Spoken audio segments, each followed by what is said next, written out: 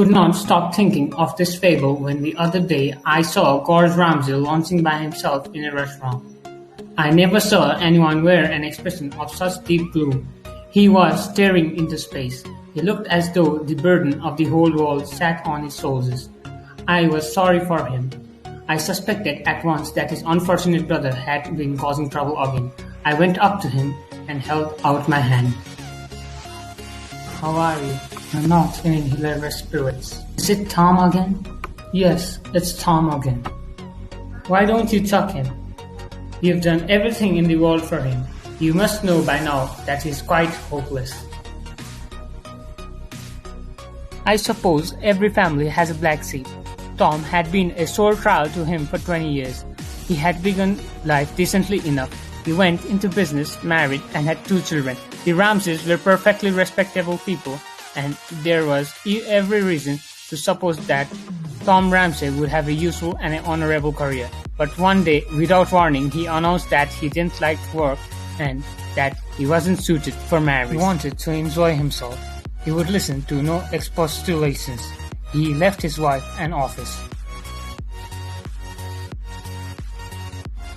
He had a very little money, and he spent 2 happy years in various capitals of Europe. Rumors of his doing reached his relations from time to time, and they were very profoundly shocked. He certainly had a very good time. They shook their heads and asked what would happen when his money was spent. They soon found out he borrowed. He was charming and unscrupulous. I have never met anyone to whom it was more difficult to refuse a loan. He made a steady income from his friends, and he made friends easily. But he always said that money you spend on necessities was boring. The money that was amusing to spend was the money you spend on luxuries. For this, he depended on his brother, George. He did not waste his charm on him. George was a serious man and insensible to such enticements. George was respectable. Once or twice he fell to Tom's promises of amendment and gave him considerable sums in order that he might make a fresh start. On this, Tom bought a motor car and some very nice jewelry. But when circumstances forced George to realize that his brother would never settle down and he wasted his hands on him, Tom, without a qualm, began to blackmail him.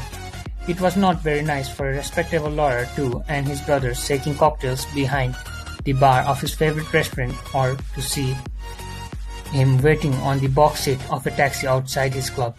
Tom said that to serve in a bar or to drive a taxi was perfectly decent occupation, but if George would oblige him with a couple of £100, he didn't mind for the honor of the family giving it up. George paid. Once, Tom nearly went to prison. George was terribly upset. He went into a whole discreditable affair. Really, Tom had gone too far. He had been wild, thoughtless, and selfish, but he had never before done anything dishonest, by which George meant illegal.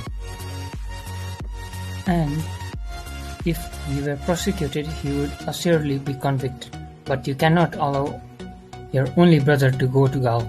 The man Tom had cheated, a man called Ramsay, was vindictive. He was determined to take the matter into court. He said Tom was a scoundrel and should be punished. It cost George an infinite deal of trouble and £500 to settle the affair. I have never seen him in such a rage as when he heard that Tom and Ramsay had gone off together to Monte Carlo.